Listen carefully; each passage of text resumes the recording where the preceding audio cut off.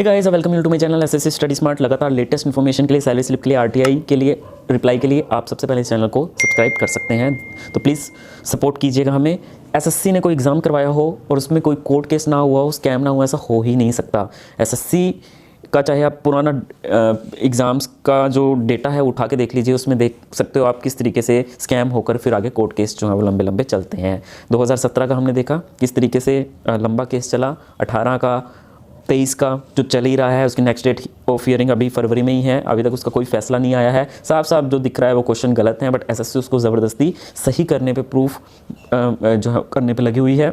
जैसे कि मैंने आपको बताया, कमीशन पूरी तैयारी करता है कि वो चीज़ जो है वो उनकी चीज़ जो है वो सही ना है, उनकी चीज़ जो है वो सही जो है वो हो जाए और गलत प्रूफ ना हो, और उनके जो है कमीशन पर कोई सवाल या फिर जो है वो खड़ा ना कर दे। ठीक है, तो सवाल खड़ा ना कर दे। उसके बाद देखिए 2024 कोर्ट केस की मैं बात करूं तो इसमें मैं आपको बता दूं 2 पिटीशन लग चुकी हैं। जैसे कि मैंने आपको बताया कोर्ट खुली हैं, पहले बंद थी, तो उसके बाद पिटीशन लगाई गई हैं। जैसे कि आपको पता है कि हमारे जो मैथ्स के टीचर हैं, फेमस टीचर अभिनय सर, उन्होंने स्टूडेंट के हित में मुद्दा उठाया है। बाकी सारे जो टीचर्स हैं उन्होंने इस मुद्दे को आगे नहीं उठाया। चाहे आप देख लीजिए कि उनका बिजनेस पर्पस से लगा लो आप। ठीक है, उन्होंने एक तरीके से स्टूडेंट के फेवर में वो आगे नहीं आए हैं, क्योंकि अगर वो इन सब चीज़ों में पढ़ते हैं तो काफ़ी टाइम इन सब चीज़ों में चला जाता है। फिर अगली जो आपकी नेक्स्ट जो नोटिफिकेशन निकलती है वो लेट निकलती है, इसका फैसला होता नहीं, तो कोर्सेज नहीं बिकते, तो इस वजह से वो ज़्यादा इस चक्कर में पढ़ते नहीं हैं।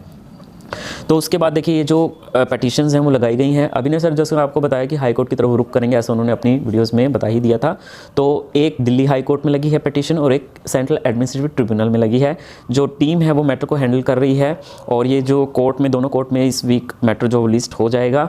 और जैसा कि मैंने आपको बताया, पिटीशन अगर दायर हो जाती है, एक्सेप्ट कर ली जाती है, तो उसके बाद फटाफट से आपको हियरिंग डेट मिलेगी। अगर कोर्ट को लगता है कि वाकई में ही, क्योंकि सारा कुछ जो प्रूफ्स हैं एक तरीके से एसएससी ने जो बात कही थी वो साफ साफ दिखती है कि वो उसके अगेंस्ट जा रही है। नोटिफिकेशन में साफ साफ ये कहा गया था कि जो लिस्ट 3 के कैंडिडेट हैं, अगर उनकी एज लिमिट जो है वो प्रिस्क्राइब नहीं है अकॉर्डिंग टू द जो क्राइटेरिया उन्होंने रखा है, तो वो कैंडिडेट उसके लिए एलिजिबल नहीं है, वो एग्ज़ाम में बैठ ही नहीं सकते, वो बच्चे पेपर दे ही नहीं सकते उस एग्ज़ाम के लिए।